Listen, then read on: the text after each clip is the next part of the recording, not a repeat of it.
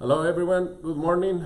This is Taide Aburto, President and CEO of the Hispanic Chamber of E-Commerce, and it's a pleasure to be here today with what I'm gonna say like one of the first members of the Hispanic Chamber of E-Commerce in San Diego, because I know Gerry since 2009, and since then he joined, and he has been an active member since then. Gerry, good morning, brother. Mucho gusto. Mucho gusto, bienvenido. Pleasure to be here. No, pues gracias. So, well, Gerry, I think Gerry is gonna share. Are you gonna share? Morning.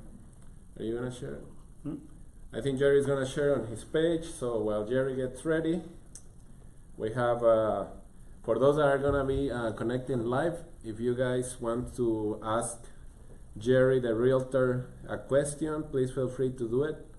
We'll be checking out what you guys have to ask Gerry. So, ready, Gerry? Yeah, I'm ready. Okay, It's perfect. pleasure to be here. Excellent. No. So- Es un placer en inglés o en español, como sea, ¿no? We're gonna do it in English just so I English, can okay. practice my English. ¿Por qué no lo hacemos de los dos, back and forth, English and Spanish? English and Spanish. ¿Sí se vale? Se puede. ¿Sí se vale? So before we jump into the what I always like to talk about business, and I like for our guests to share some valuable tips about the stuff that they do. But before we jump into that, I would like to get to know Gerry a little bit more. Like I want Gerry to share a little bit about where he comes from. Where are you from, Gerry? De Ensenada, Baja California, Ensenada, Baja México. California. Sí. So when did you move to San Diego? 15 days after I was born. 15 days. 15 after days. You were born. Sí, tengo. So I have. So I'm from San Diego. Really, I was raised here, but born in Ensenada. In Ensenada. A lot of people don't know that. See, I didn't know that. Yeah. That's what I'm saying. I'm gonna learn some stuff about Gerry today. Well, first of all, it's a pleasure to be here, Taide. It's thank you. I know you for a long time, and Yes. it's a pleasure to see your growth and how much you've given back to the community. And I say this with all my sincerity. That it's an honor to be your friend, and it's great to see you grow. So and to see you helping others grow, and that's a big thing. So congratulations. No, for that. thank you, Gerry. And I Thank you. wish the Appreciate it. best moving Appreciate forward. it. So you were born in Ensenada. You moved to San Diego when you were 15 days old. Yeah. Uh, I was running back then. No. Hey, we're gonna go into the running part because Gerry loves to run, so that's gonna be a good way for you guys to connect with him if you wanna catch him on one of those 5Ks, 10Ks, 20Ks that he runs. So born and not born and raised, but raised in raised. San Diego. Yeah. In Chula Vista, right? Yeah, right. Chula Vista. So born in Ensenada. 15 days later, we came with my parents already lived here. My father's from Los Angeles. My mom's from Ensenada. When we were little, lived in National City, and then when I was in 6th grade, we moved to Chula Vista, and I've been in Chula Vista ever since. I'm still there. Okay. So that's pretty much it. And for how long have you been a realtor?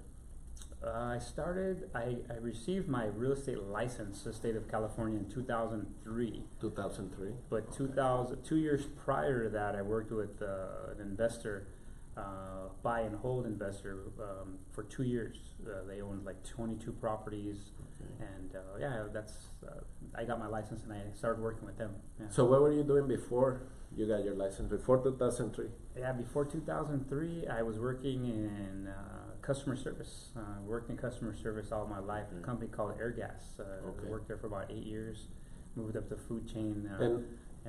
What motivated you to go into the real estate industry? Because I know a lot of Latinos jump into the real estate industry because they want to become millionaires real quick. You know what I mean? So were you like that's like where you envision it? Like, I'm gonna go into the real estate business and I'm gonna make millions. Yeah. Well, that's a good question. In high school, I think I wanted to do real estate. In Since high school, I wanted to get into real estate. Okay. I was probably like all the Latinos. I wanted to be a millionaire. I want to be rich, and through real estate, that was my key. Growing up, we were simple means, right? No teníamos mucho dinero. Teníamos una familia muy humilde. But real estate, I looked at that like the way to get ahead. Since high school. Since high school, I really wanted to, but then the reality set in that I didn't even people were going to say, you don't even have a mustache, and you're too young, and they weren't going to take me serious. So I kind of left that for a couple of years, but eventually. But now that has changed, right, Gerry? Like you see more young realtors, joining the industry and stuff. Yeah, that's true. There are a lot of young guys. I think it's more of if you want to get into the real estate industry, you should just do it. Don't wait. Don't wait like I waited. No need to get the mustache. No need to get the mustache. Just fill it in. So you finished high school and then you started working in different stuff, and then in 2003 you got your license. Got my license. Mm-hmm. Okay. And I was mentored by a third generation family that all they would do is buy real estate and hold real estate, and then they had a strategy. How important it is for a real estate agent to have a good mentor in the industry? Yeah, that's really, really important. Really. Like 1 to 10, it's a 10? 10, yeah. And why is that? Because without a mentor, you'll still make it. Like in any business, without a mentor, you'll still survive. You'll get to your destination eventually. So with the mentor, you're going to get there sooner. It's not going to be free, right? And a lot of people don't want a mentor because it's going to cost them. But it's going to be more expensive if you do it on your own, because there's things that you don't know that you don't know. So what do you mean, like it's going to cost them? Like you pay someone to be? Yeah, when you get mentored, you're going to pay them to coach you, or you're going to pay them to teach you. So what they know, maybe you're going to do a share on when you receive a paycheck. You're going to split that paycheck with them, and you're going to split it with your broker. So, so at the beginning, your checks it's not going to be as big as you would like, but that's part of the learning process. That's part. Yeah, you have to learn first, and then I heard it said this weekend. First you learn, and then you earn. First you learn, and then you earn. I like that. It's like. We like to get like those advices and quotes and stuff like on these interviews that we can share with the audience. So you say that you were like kind of like mentored by this couple for like 3 years, right? And then because it's a family, actually. It's a family. Okay, it's a family. Because you have your broker. No, I'm not a broker. I could have received my broker's license a long time ago, but I work at a company that I feel very comfortable. Okay. Good support. So. Is that needed? Not really, unless you want to. It's up to the person. Once you get a certain experience, then it's a personal decision to become a broker. Maybe some of you out there don't know the difference between a real estate agent and a broker. So a real estate agent is somebody who has a license to buy, sell, invest, to help people with that. And a broker, an agent sits under the umbrella of a broker. So the broker has more legal responsibility, but they also have more flexibility to call the name of the company what they want, et cetera, et cetera. So broker usually has a little bit more experience, a lot more experience. More experience. Yeah. And throughout your career, I'm pretty sure that you have seen ups and downs in the market. Yeah. And I'm pretty sure that you have seen some, like you met people in the industry that they are no longer in business, correct? So yes. What would you recommend to all those young real estate agents that are just joining the industry? Like some advice that you can give them from someone that has been in the industry for quite some time, and also like you have been successful at managing your resources and stuff. Because so what would you recommend to those young cats that are joining the industry? Yeah, it's a good question. So yeah, it's not always going to be the real estate market is cyclical, and it has its ups and downs, and probably about every 10 to 15 years there's a jump and then there's a drop. So my advice to all of you guys who just got your license, it would be to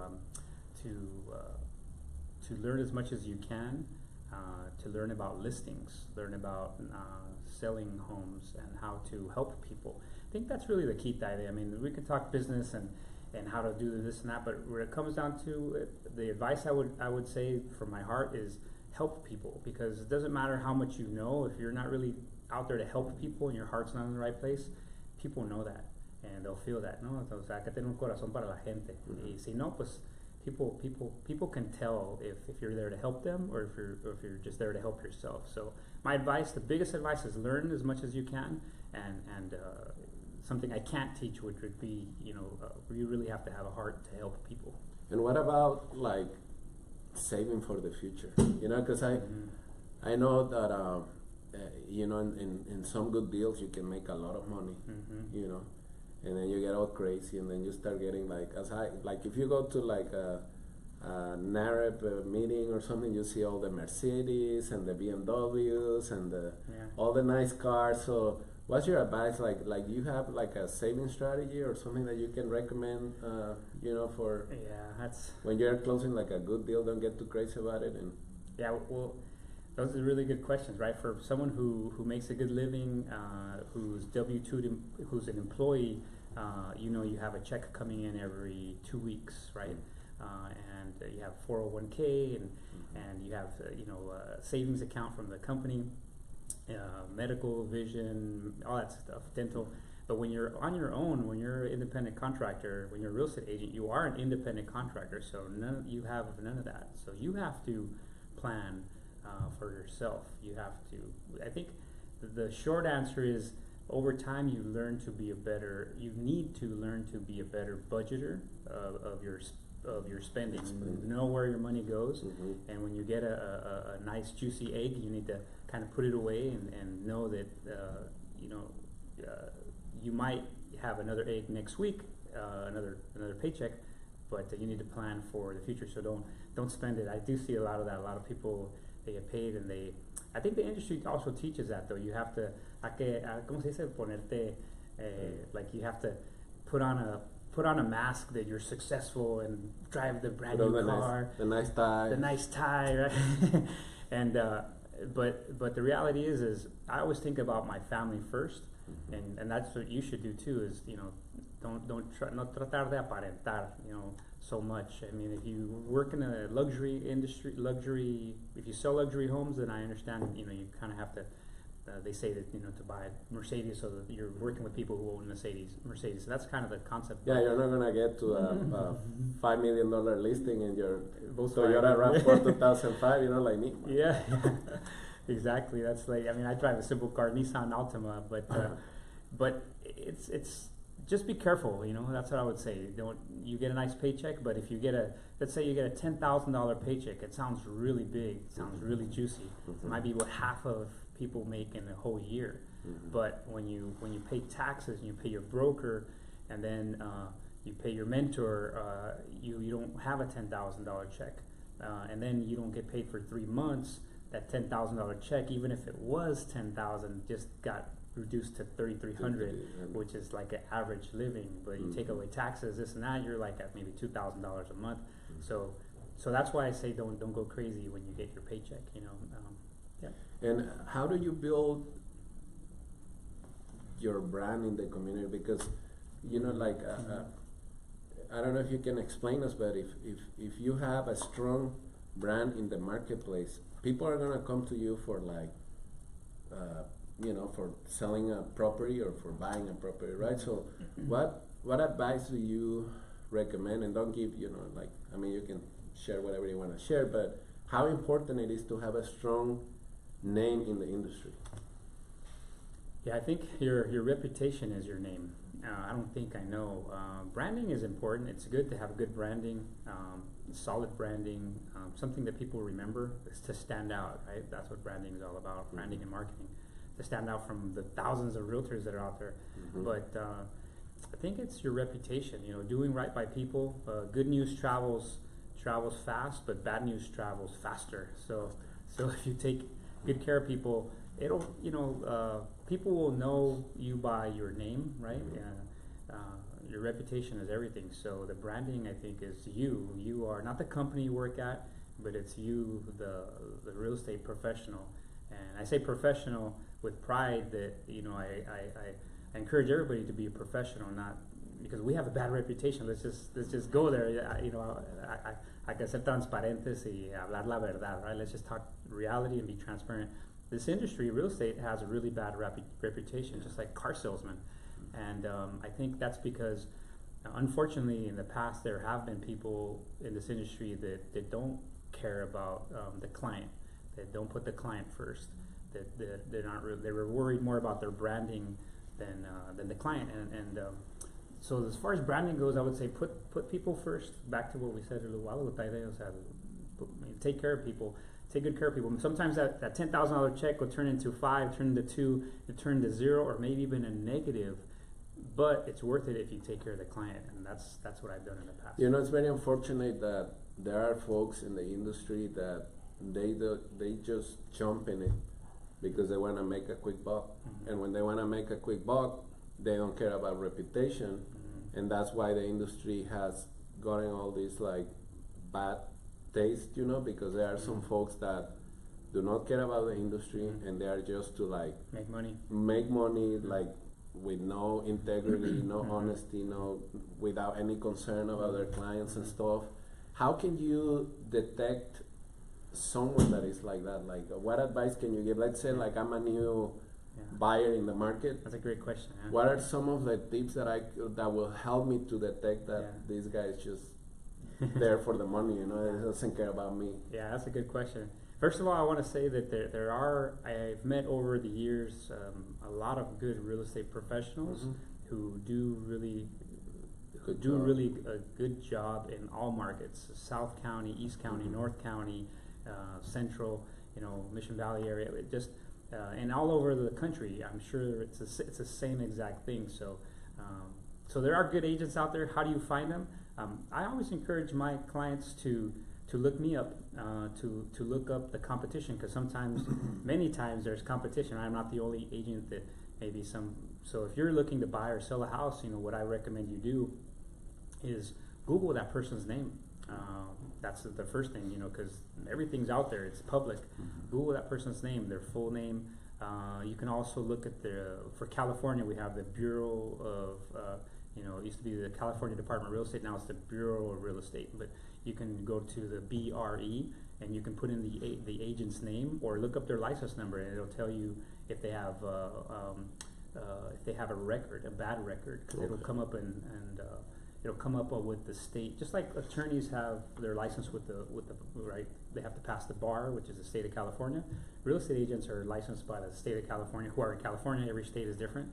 But I would recommend you Google the person, you look them up on the state website that gave them their license, and also ask around. You know, ask around. Usually, everybody knows, you know, 3, 4, 5, 6, 7 realtors, but ask around somebody who's dealt with somebody before, somebody who has a good reputation. They did right by people, because they say that most people do business with the first realtor that they meet, and those are statistics from the National Association of Realtors.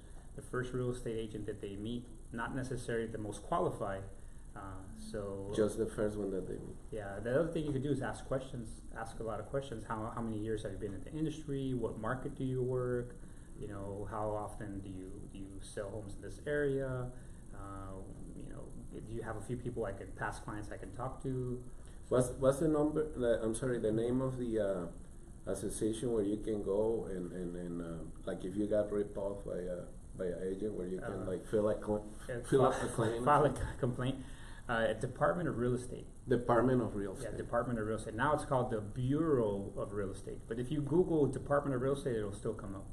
Because that's the one of the things that I think we should be more proactive about. Like when we're involved in an unfortunate situation, we should report them so we can avoid that person to stay in business. Because unfortunately, we just let it go, and then these guys are like still in the market, you know, ripping other people off. Yeah. So the recommendation here is like go to the Department of Real Estate. Yeah, Department of Real Estate. Como latinos muchas veces no queremos reportar, ¿no? Yeah. Nuestra cultura es no te quejes, no llores, y no metemos quejas. Like as a culture, a Hispanic culture, normally we're brought up as don't complain, don't be a crybaby, right? So we don't really like to file paperwork or complain about people in general. But yeah, it's there's a saying that I've said in the past: the only way for evil to continue is for good people to do nothing. So, yeah. Say that again. the only way for evil to continue is for good people to do nothing. There you go, folks. Take notes. That's a good one right there. So, okay, I mean that's probably a topic on its own. If we just talk about like unethical. I don't want to go down that road of people. negative, but yeah, it's the same for any industry. But, I know. Yeah, Better Business Bureau. But in this case, like what really pisses me off is like these guys know that a family. It's like their savings. It's like and then you have all these conversations about like, oh, Latinos can increase wealth by owning a property, and then we have all these unethical folks out in the market, like ripping people off. So I think it's important for the good realtors out there to join forces, and the moment that they know about someone that is not doing a good job, just like send them to the Department of Real Estate and let's keep them out of the market, for good. I agree. We as an industry need to raise the way that, in my opinion, how real estate is done, because it's a kind of a low bar of entry, so it's easy to get your license, but there's so much at stake, families and the whole generation of that will be affected if somebody gets done wrong. At the other side of the coin is there's so many people that will benefit a generation if they do it right. But like financial planners, it's harder to get in to get your license as a financial planner. And in my opinion, we need to raise the bar for the real estate industry in general. Just things are changing, the real estate industry is changing. It's getting more. It's very competitive. It always has been, but I think that would be a good thing. And I think normally the good people separate themselves from the bad. Facebook. We're here on Facebook now, but sometimes what people appear on Facebook is not who they really are. But that's why if you talk to people who've done business with them, you'll kind of know who that person is, because you can't hide behind a mask on Facebook forever. But if you talk to people, you'll know exactly who you're dealing with. So that's another thing I would recommend. We just got a really nice comment from Andrew from Mission. Oh yeah, Andrew, yeah. And we want to say hi to Andrew. Hey Andrew, what's going on? He's a good guy too. We will have him here talk about solar and the importance of clean energy and all that good stuff. Good company, yes. Great company. Andrew, yeah. If you're looking to solar, a guy named Andrew Damon, he's a owner of Mission Solar. I recommend him, and I've been working with him. So if you guys need anything advice on that, he'll be here soon. You guys can ask a bunch of questions. I see Steven is on there too. Hey Steven, how you doing? Yeah. But so good stuff. So what advice do you recommend? When is a good time to buy a house, Gerry? That's the automatic question answer from a real estate agent is always good a time to buy. But that's not true. It's a great question, but that's going to depend family to family, because no matter what the market's doing, if the market's doing really good, the market's really bad, you shouldn't impulse yourself to buy, because you might hurt yourself. You might hurt your family. And a lot of people got hurt.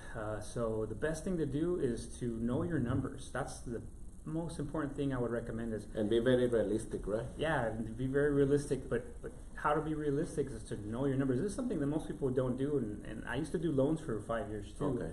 And when I first started, so I have that hat. And I was fortunate enough to work on a wealth management team in La Jolla for about a year, right before the crash. But knowing your numbers is something really important. So how much do you spend a month to live, and where and what categories? So everybody knows how much we make, right? We get a paycheck every 2 weeks. Some people every week, some people every month. But we know exactly how much we make. But very few people, I think like 20% of the population, know exactly where that money goes. So think of it like a bucket. You have a bucket, and you put your paycheck in the bucket, but the bucket has 20 holes in it, and that paycheck, pay rent, mortgage, gas, food, school, etc., travel, education. So know your numbers, know where your money goes. That would be the most important thing. One of the things that we do as a family, and it's kind of crazy, but we get a receipt for everything that we buy, even if it's a pack of gum, pay gas, Costco, and then we put those numbers down in a little journal. Every twice a month. My wife actually does it. We've been doing this for 10 years, and we know exactly where the money goes. So that would be the first thing to do. Know what you know. Do that for 3 months. If you could do that, then you'll be in a good position to buy. You know how much you should spend and how much is over your limit. Because one of the things is what the lenders do is they'll qualify you based on your credit report, right? So the credit report will show credit cards, auto, Everything. you know, it'll show everything that's with credit, but what it won't show, and that's where we're going back to having your receipts or tracking it somehow. There's lots of apps to do that too, but having your receipts will track what's not on the credit report, because the credit report won't track lifestyle, eating out, travel, gasoline, you know, eating out, gasoline, and miscellaneous, right? That's a big expense for a lot of people. So you might buy a home and say you qualify with the lender for $4,000 a month, but you also spend another maybe $3,000 a month on miscellaneous, travel. Maybe you like to travel, so and that's going to clash with your credit report and what you qualify for. So know your numbers before. That would tell you when it's a good time to buy. Like budgeting, it's a really good advice. Yeah. It's key to know exactly what we're spending, how we're spending it. That's like a bad word. Nobody likes that though. Spending, budgeting. Like budget. Pero es necesario. Te va a ayudar. You'll help yourself not get hurt. Know your numbers. Know your family. Usually in every family there's a spender and there's a saver. Yeah, and usually the wives are the savers. Usually the wife is the saver. That's true. We're the ones who kills the boy. Yeah, but that would be my advice. You know, the wife, the men, we buy things every once in a while, but they're big ticket items, right? Like cars and boats and businesses. But the women buy little things, but they buy them often, like shoes and dresses and clothes and purses. So we each have our pros and cons, but yeah.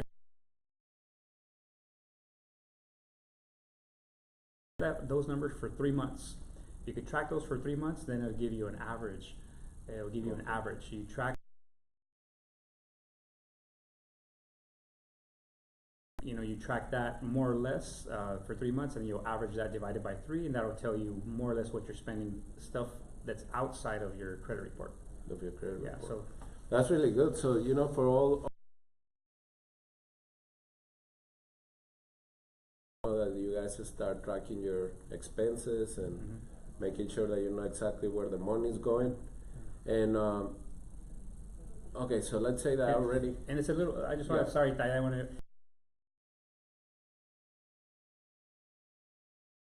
Step, but then get with a good real estate professional like myself.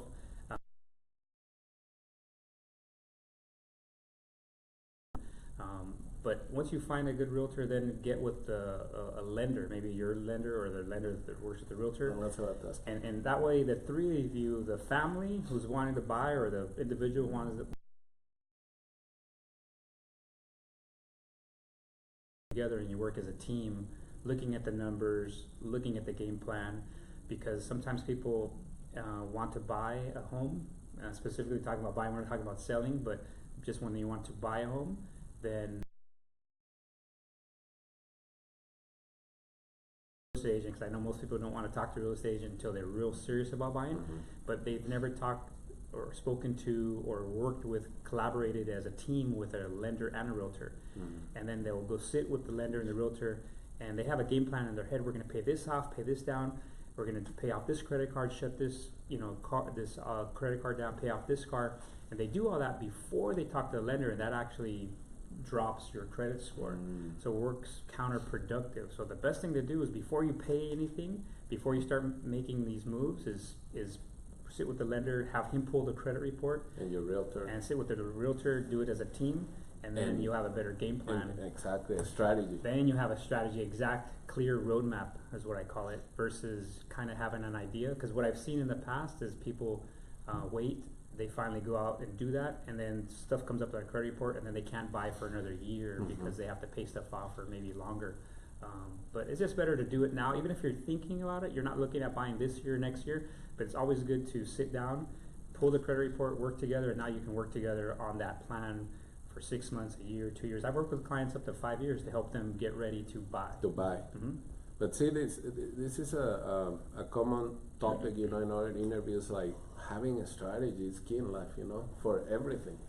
I mean, buying a house, starting a business, Like if you're gonna launch a new product, Yep. you have to have a strategy in place. And this is no exception.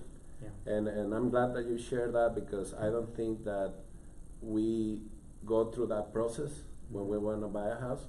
It's more likely like, let me see how much I have in the bank. So I think I have enough for a down payment of a $450,000 home. But then reality strikes, and I was like, no, you're not. You know, it's like it's not gonna be enough, and then you won't be able to pay the mortgage, and the lender is key, because also, like, imagine if we can get like pre-approved, you know, with a line of or like with a home home approval, and then you know exactly what you can go after with the confidence that if you put an offer, you're in a solid ground, right? Yeah. So before you start looking at homes, is get pre-approval. That's one mistake that I see people make, is they're out looking at properties. They have not sat with the lender or the realtor. They haven't pulled credit. They haven't got fully approved or pre-approved. And then they're out looking at homes, and then you might fall in love with the home and you don't qualify for that home, and then your heart's broken. And I've seen that happen. So, and when I was a young realtor, when I first started, so now I try to help people avoid that. Sit down, get pre-qualified before you look at one single home in person, and that'll help avoid heartache. And you know what? Like, I would like to have the opportunity to say that, you know, from all the people that I have interviewed so far, or the ones that I'm going to interview, that I had the opportunity to work together with that person, like business-wise.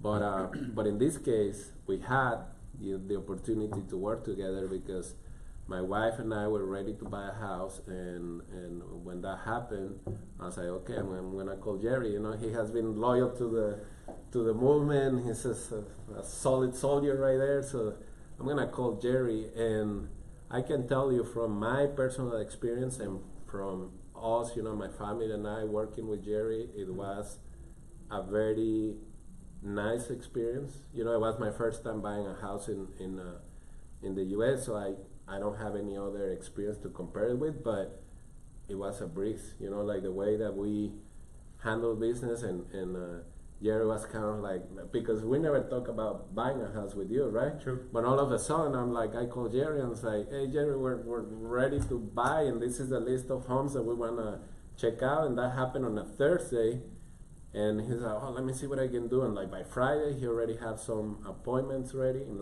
less than 24 hours.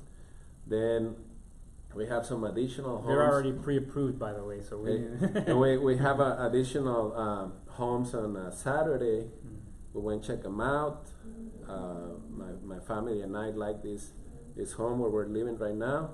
And then Gerry, like, boom, on top of things, like, because we needed to close like really quick. Because remember, we were about to go on a trip to Europe.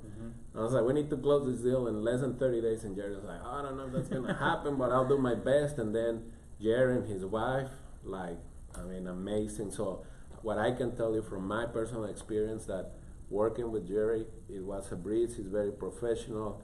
He always lays out the information as it is. My wife, in any given point throughout the negotiation, she never had any doubts about anything.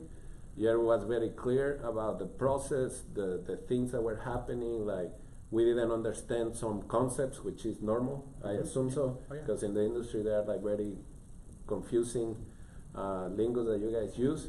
And Gerry's like, no, this is what it means, and this is like what it can happen, A, B. So I really like the fact that you, and I'm pretty sure that you do this with all your clients, but you are very resourceful in so many different ways, that I think that helps to go through the process in a very smooth way, you know what I mean? But I'm sure that you have built all these relationships throughout the year, right? Yeah.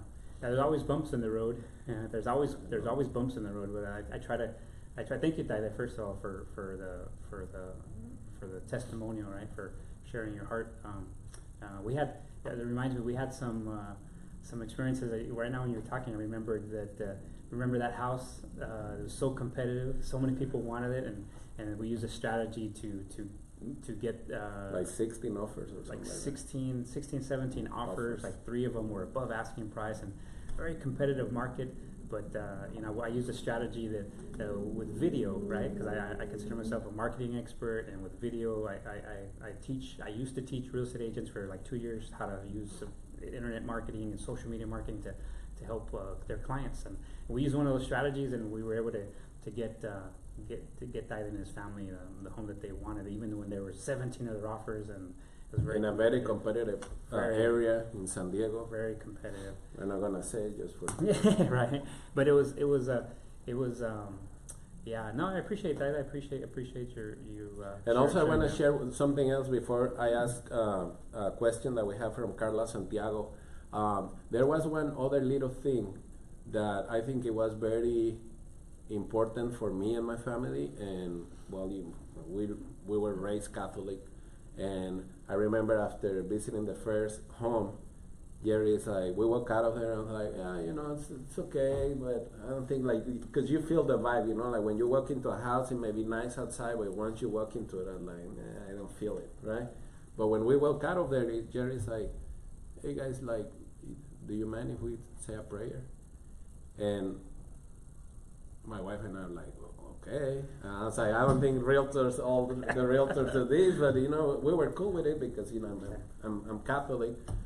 So we did it, but I think like I'm sharing this because it is important that, I mean, there are so many realtors out there, you know, like in terms of like experience, like the connections and everything, but then you have those little things that make the deal, you know what I mean? And that was that little thing that make the whole experience even like more enjoyable, you know what I mean? Like, because it was important for us. Yeah.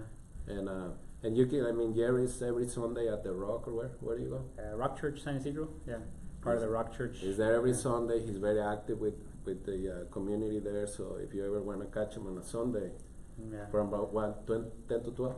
Yeah, at noon. We go to noon service. Yeah, 12 o'clock they have at 8 service. 10 and at 12 and then at 6 p.m. But we go to noon. Is that on Sundays? So we have a question from Carla Santiago. Yeah. What should I expect when using the VA loan? Yeah, when using a VA loan. A VA loan is a great tool. So lots of loan tools out there. I'm not a lender anymore, but I do have the experience with the industry for working for so long. But VA loan is the only tool that you can use to buy a home with no money down. So that's like, I mean, that's like as the way the country is saying thank you for your service, you know, for your husband's service, for you women who serve, you know, and that's awesome. So those are some of the benefits that you get for giving back to the country. So 0% down is what you can expect when you buy with the VA loan. Some people actually don't know this, but you can use your VA loan more than once. Okay. For investment properties too? It has to be your primary residence. Okay. Yeah, your primary residence. But some people, like, because VA, you know, military families, they move from city to city, and it's very common to move around. So sometimes if you're stationed in Virginia, and then you get moved to San Diego, you can buy a home here, even though you own a home there. Sometimes. Even if you still own it, you might. I'm not the VA expert. That's why we'll talk to the lender who's a VA expert. But I just know that we've done this for the past with other clients where they were able to use their VA loan to purchase a new primary residence a second and even a third time. It just depends. There's a lot of details that go into that, but VA is great. They take care of you just like it's a government loan, so they take care of you when it comes to you. There's always layers to when you buy. They take care of you as far as the appraisal goes. So you might put in an offer for $500,000 for a house, and the VA appraiser will come just like any appraiser, the same layer of protection that will make sure that you're not overpaying for the house. The appraiser will come in and tell you exactly what it's worth. It might be a little bit less than what you offered, or a little bit more. So. Oh, perfect. So now that we're talking about loans, I have this question. If you go to a lender and it qualifies you for $450, right? And then you said like, hey, I want to ask this other lender, you know, to see what he has to offer me. And then he qualifies me for $500 or $550. That happens sometimes, right? I want to almost say no. It's unless you put more money down. But usually what you get qualified with at one lender is the same you get qualified with at another, usually. But do they try to like say like, oh no, I qualify you for like maybe $10,000 more so you get the loan with them? Yeah. Well, I mean, it doesn't sound like an ethical. No, that usually doesn't happen because what you make is what you make. Maybe back before the crash of 2007, That used to happen. maybe that used to happen because I used to go off of stated income. Like if you're self-employed, you can say that you made so much, and they would do the test. You know, they would check if you have a pulse and you qualify for $1 million. But now it's like very no nonsense. Underwriting and. You make what you make and you spend what you spend and you qualify based on what you make and what you spend. Income to debt ratio, how much you make, income to debt, how much you spend, how much debt you have on your credit report. That's why I was saying to the budgeting, because that's not on your credit report, but you as a family will still be affected. But getting back to that question is, the only time that might apply is if you're out there and you want to buy a home. There's it's a big emotional, right? Purchasing, it's like your family and us as men. I know we identify as if we qualify, even you as women too, don't set your value, personal value off of if you qualify or if you don't qualify, because that has nothing to do with it. That's just the lending industry, and it is what it is. But you as a person, God made us valuable. We're super valuable. But the lending industry, obviously, they want to make sure that. But getting back to your point, Taide, was if you go to like a big bank, I mean like a Chase, a Wells Fargo, something like that, Bank of America, Union Bank, they usually have higher standards. They want A paper. A paper is somebody with good income, good credit, good assets, good cash reserves. So if you don't have some of those, then usually you'll get turned down. So if you've gone to one of those big companies, and they've said you don't qualify to buy a home, reach out to me, and I'd love to help you if you're in California, or reach out to a lender just to give you some advice, free advice. But you can go to a lender who's more of works with the industry, with the real estate industry directly. Maybe they don't have a big name brand like the four that I mentioned, but usually the lending guidelines are a little bit more lenient, not stated income lenient, but more lenient, where you might qualify still, even though you got turned down at the big bank. So don't get discouraged. Gerry has some lenders in Tijuana that can qualify you for up to $5 million. All the VIP lenders on the other side of the border. Give Gerry the Realtor a call. No. Don't, now he's spreading rumors. I'm just joking. No. But no, that's a good advice, Gerry. And no vas a meter en problemas acá. I'm just joking. Ya sé. Ya sé. But yeah, no. So I think we have touched really key points here. And but before we go, that there is this trend right now, like about flipping homes and in investment investing in investment properties and stuff. What advice would you give to someone that already owns a home, has some budget on the side, some money on the side? What advice would you give to that person that is interested in investing in buying investment property? Sure, a couple things when it comes to selling your home or it comes to investing. Those are great questions. We haven't really touched on that. When it comes to investing, there's a lot of like late at night programs. Spend $2,000 and become an investor. That would be cheap. Excuse me. I just spoke to a good friend last week who asked me to join him on a Saturday as a favor with this investment company that was in San Diego, and they wanted I think the lowest that they were asking for was $20,000, $20,000, $39,000, and $50,000 to learn how to be an investor. And I was like, you know what? Don't you dare spend your money on a program like that, because I don't think it's necessary if you talk to the right professional who's done it or worked with investors. Not all real estate agents are the same, not all brokers are the same. Some have experience investing, developing, some don't. So when it comes to investing, is first of all, for the individual, make sure if you do that, talk to somebody who has experience investing, buying rental properties or buying land and developing into a single family and renting that out, or dealing with apartment complexes.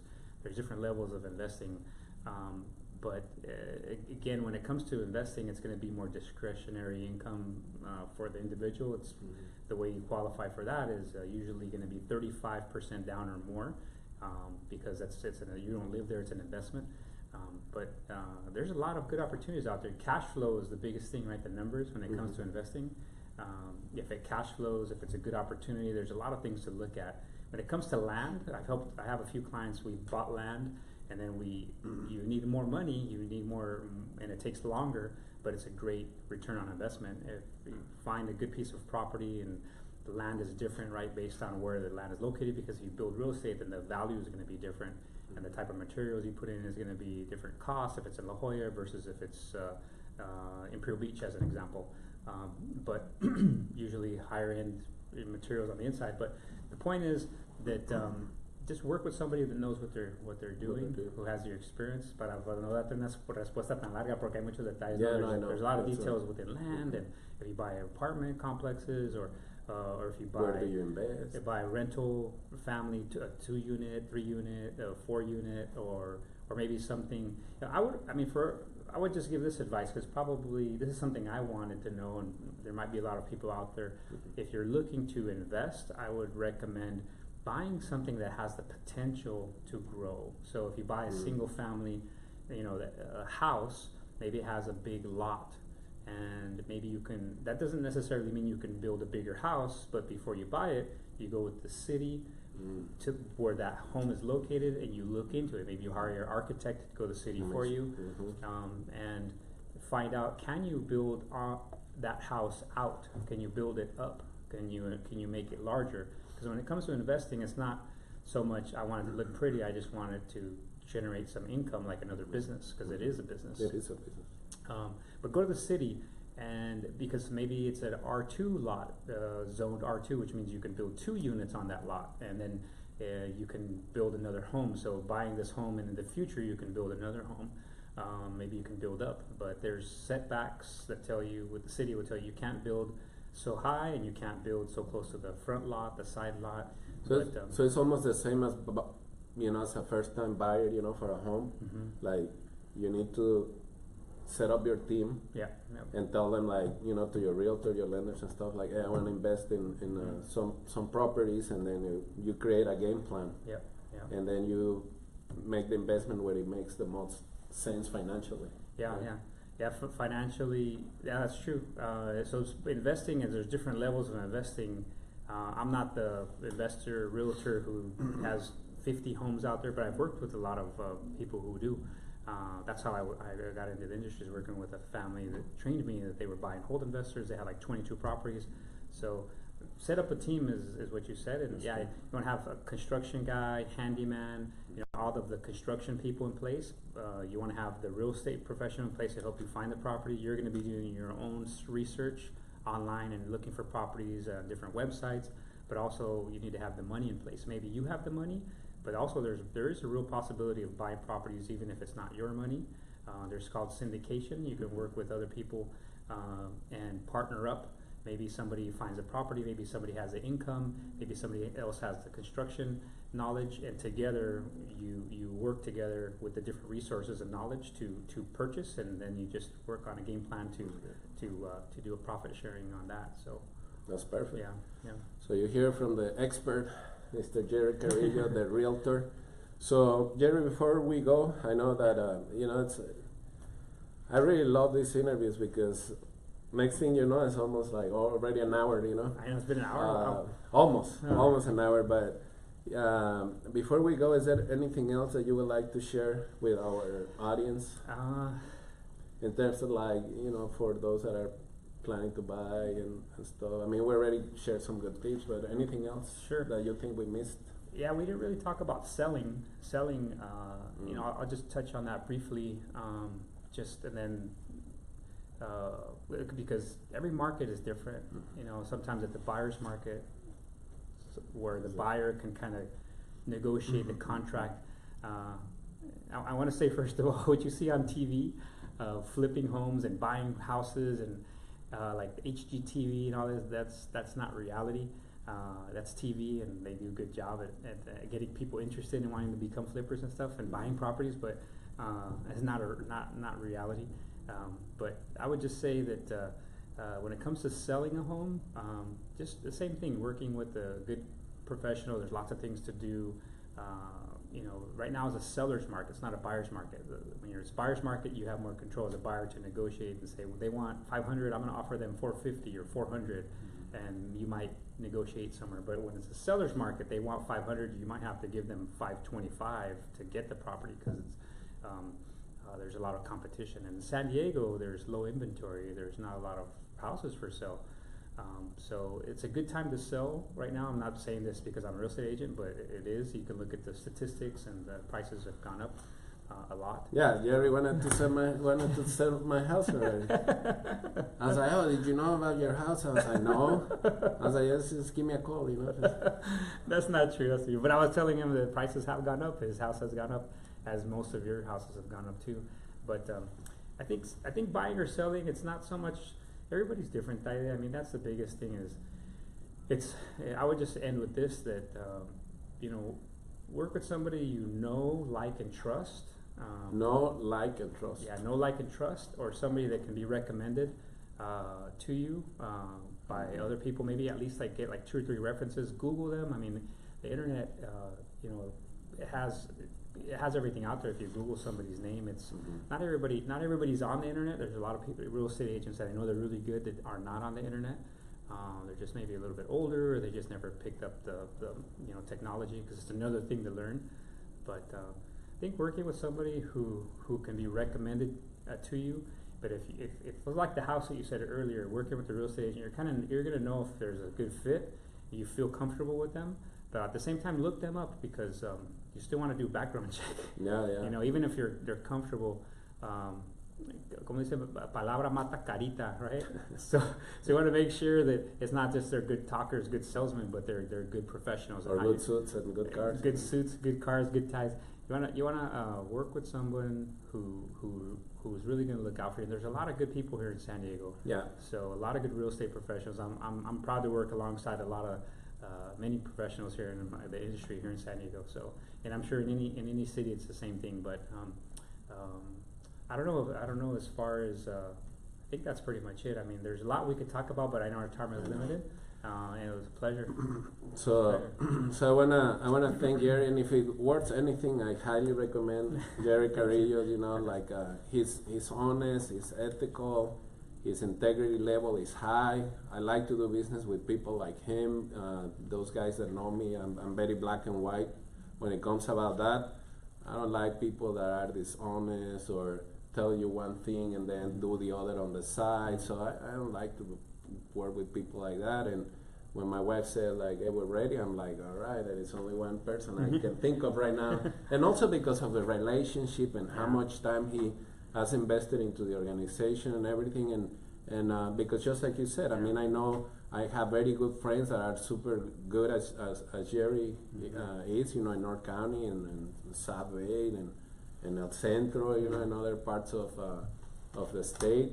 I know very great, amazing realtors, and Gerry happens to be one of them. But just because of the relationship, the time that we knew each other and stuff, I was like, okay, it's time to pay Gerry, with our business, for. Because Gerry is also he didn't mention, but he's very involved in the community, not just with us, but with many other organizations, and I think that's really good. You give back, give back in so many different levels, and I think that's great, and I congratulate you for that. I think that's why we get along so good, is because Daide gives back, and as you guys all know, that's why you're part of the organization, and that's why he's grown so much, because you, like I said, you can tell when someone's good, a good person, a good business person, just all around, and they're hard to find, diamonds in the rough. But Daide is one of those guys. Oh, thank you. And a lot of you guys in this organization, if you're not a part of Hispanic Chamber of E-commerce, I highly recommend you join or reach out to Daide. And I'm not just saying this just to plug the organization, but truly, when I first met him, I met his father before I met him at his first event. At the convention center. I didn't know it was his dad, but I was just sitting there talking. Great man, and I see where Daide has learned a lot of his business ethics and just personal relationship, dealing with people. Tyler is a good person, but his organization is great people, and great leaders attract great leaders. So join. I highly recommend you join. But it's just a pleasure to be here, Tyler. Okay, we're gonna have to finish because then you're gonna make me cry. It's been a long journey. Tyler, you've done a lot. God has been good. But God has been good. I want to thank you again, Gerry, for stopping by. Hopefully, it won't be the last time. I'm already telling all of our first guests, you guys need to come back again, and I'm pretty sure that this won't be the last time that we have Gerry Carrillo on a Facebook Live. Thank you very much, Gerry, for stopping by, thank you very much for helping so many hundreds of families already to accomplish their dream of owning a home. You helped us to accomplish that dream, and I'm very thankful for that, and I'll be forever thankful because of how everything went. And I'm pretty sure that we were not the last, and you just keep going through the market, helping other families accomplish a dream. So thank you again, Gerry, for stopping by. Thank you all of you guys who watch us live, and for those that are going to be watching this interview after, thank you very much for your support. Share it, leave a comment, contact Gerry through his Facebook page. We will share it here before we after we end. We will share it here so you guys know how to contact Gerry. And also, you want to give your email or something? Sure. I think your number. Yeah, it's easy to get a hold of me. It's Gerry with the G as in great. I always say Gerry Carrillo, Gerardo Carrillo, but I go by Gerry, Gerry. Gerry Carrillo. So if you can just Google my name, Gerry Carrillo. And he's all over the place. Or it's Gerry with a G, the Realtor at gmail.com. Gerry the Realtor at gmail.com. Just for the record, he was Gerardo for just 15 days. When he moved from Ensenada to San Diego, and then when he landed here, I'm like, I'm Gerry. I'm Gerry Carrillo. In second grade, my middle school teacher mutilated my name. She called me Geraldo, and it was bad. She traumatized me, so I just said, just call me Gerry. I just gonna so. So thank you very much. Well, thank you again. Thank you guys. Have a nice. What day is today? I don't even know what.